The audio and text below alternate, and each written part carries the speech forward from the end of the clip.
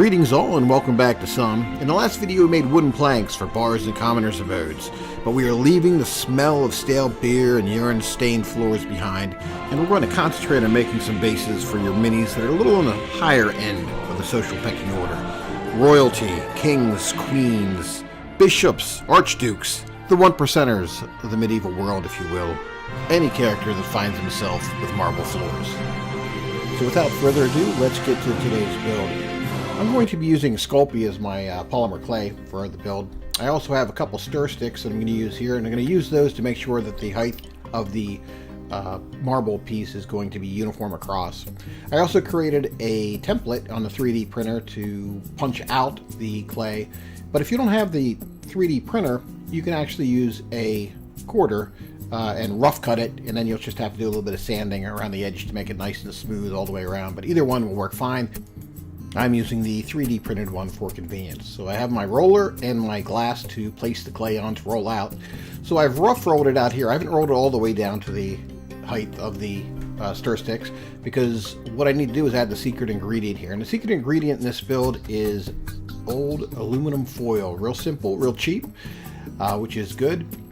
The key is wrapping it or crinkling it up without making it too tight. As you crinkle it, there's all sorts of seams and fissures that are sort of being embedded onto the aluminum foil, and what that's going to do, that's going to transfer onto the clay and make the painting a lot easier. So the crinkling up part is very simple. The unrolling without tearing is a little more difficult, but I only need a piece that's about 2 inches across, so even though I have some spoilage here on the end, that doesn't matter at all. So I've got it sort of unfurled, and now what I'm going to do is lay it right on top of the clay and finish the pressing. So again, I wasn't all the way down to the height of the stir sticks before, but now what I'm going to do is press through the aluminum foil into the clay, and what that's going to do is form a nice pattern on the clay below. So you just want to have a nice steady pressure, because you want it to be uniform height across, all the way across the marble. So once the rolling is done, you can carefully remove the foil, and if you take a look here closely, we can see we have an interesting, nice pattern which looks like marble, unpainted marble or uncolored marble right now, but we'll take care of that here in a little bit. Now once we have our marble rolled out here, the next step is going to be cutting out some bases for it. So I'm going to use my template here.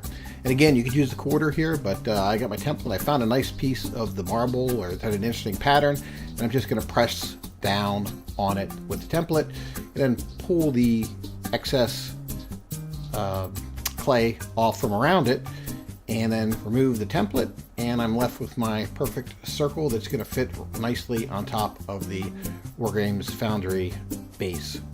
So I need to fire that up in the oven, so I have fired that up along with a couple of other ones here. I made 3 for this particular tutorial. Now the real nice thing about these, making them this fashion, is that they are all 100% unique.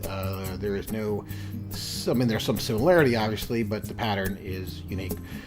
The Wargames Foundry base, you can see that it fits nicely on top without having to do too much trimming, so I need to fasten that down, but the dry fit looks good.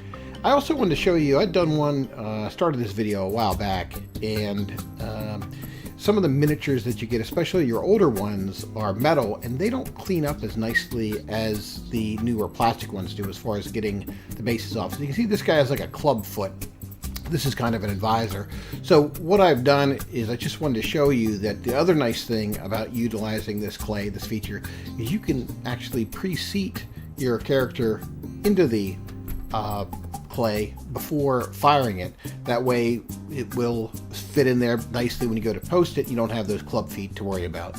So I've done that with this guy here, and I had also created another smaller punch to use for the marble as well, and that's what I'm sort of adjusting here and finding where I want it to go. So I'm just pushing that in all around, and I determined that it wasn't going in real easily, and that I needed to give it a little help with one of the stir sticks to make sure it went all the way down through and cut cleanly through all of the clay material, because I want a nice tight edge all around. So once I've got it pressed down, I was able to pull up the extra very carefully, and we're left with the marble base with the perfectly fitted holes for Ambassador Clubfeet himself. The only thing I needed to do yet at this point was just put it in the oven to fire it up, at which point you can decide to paint it any color that you want. The painting of this is very easy. The aluminum foil really makes the task a simple one. What I've done is I had a base coat of gray primer that I put down on the bases, and directly over that I just hit it with a coat of white. What I'm using is some game color inks for this. I'm using a violet game color ink, and I'm cutting that with Pledge's Future Shine, which is like a floor polish.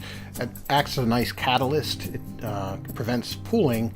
So I put a dab of each down, and I can mix it to the consistency that I want. And as you can see, if you need a little more ink, you just add a little more ink to it, and you can see how all the veins of the marble are coming out with just brushing across the base itself. So that's what I mean about it being very easy to do. What I decided to do is come back and add a little bit of pooling on these. I mean, if you take a look at marble, sometimes you'll see that there are some darker areas.